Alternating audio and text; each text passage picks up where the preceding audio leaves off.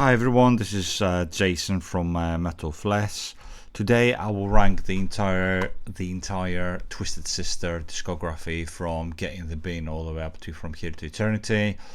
From each release I will pick up two highlight songs. I will try to steer away from the obvious hit songs.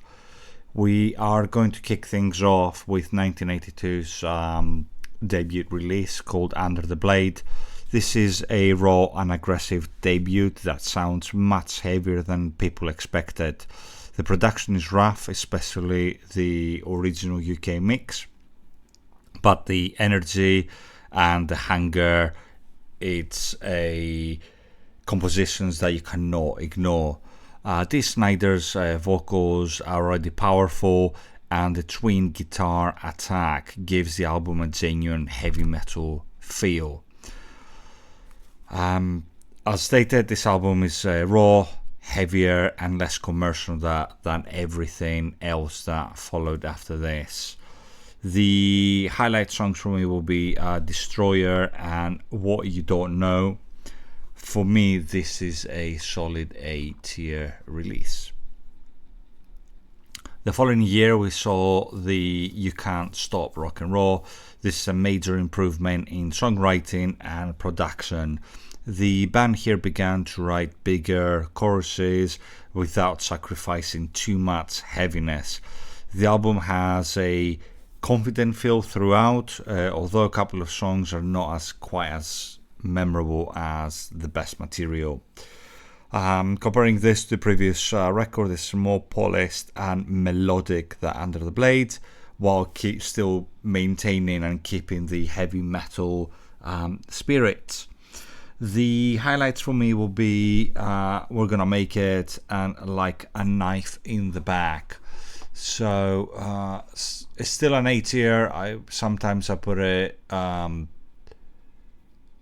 slightly lower than Under the Blade. This time around I'm just going to put it slightly, just by a fraction in front of Under the Blade.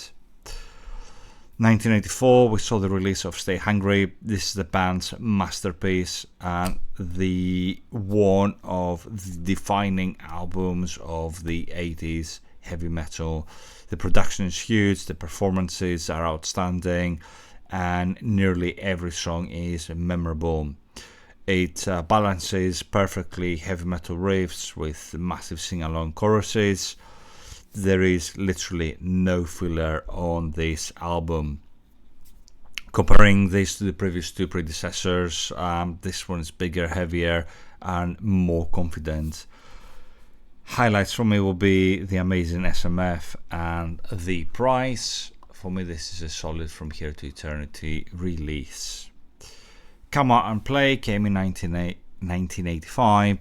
Following Stay Hungry was never going to be easy.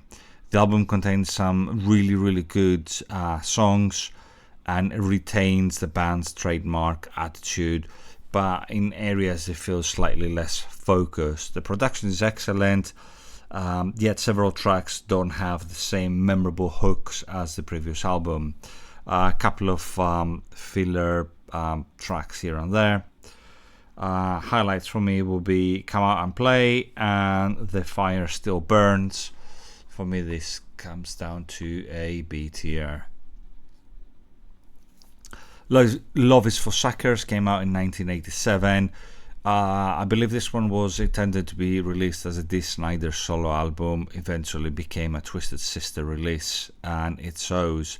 The album leans much further towards commercial hard rock and glam, and far less of the aggression, heavy metal, and actually what made Twisted Sister famous. The production is clean, but many songs feel lightweight, and the songwriting lacks some of that punch from the earlier albums. It still contains some enjoyable tracks, but it's actually like an uneven farewell to the original era of the band. Comparing this to previous releases, this is much softer and more commercial than anything the band has done before. Highlights for me will be Love is for Suckers and Wake Up the Sleeping Giant. For me, unfortunately, this drops down to a C tier. After this, the band decided to re-record the Stay Hungry album. I don't know why.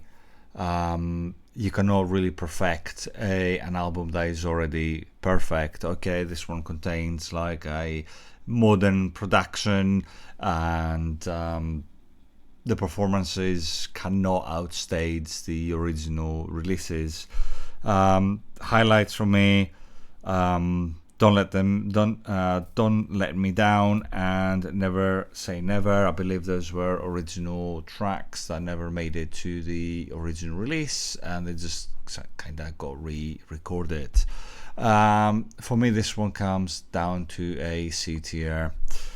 Finally, this brings us up to 2006, A Twisted Christmas, a fun Christmas album that kinda surprisingly works.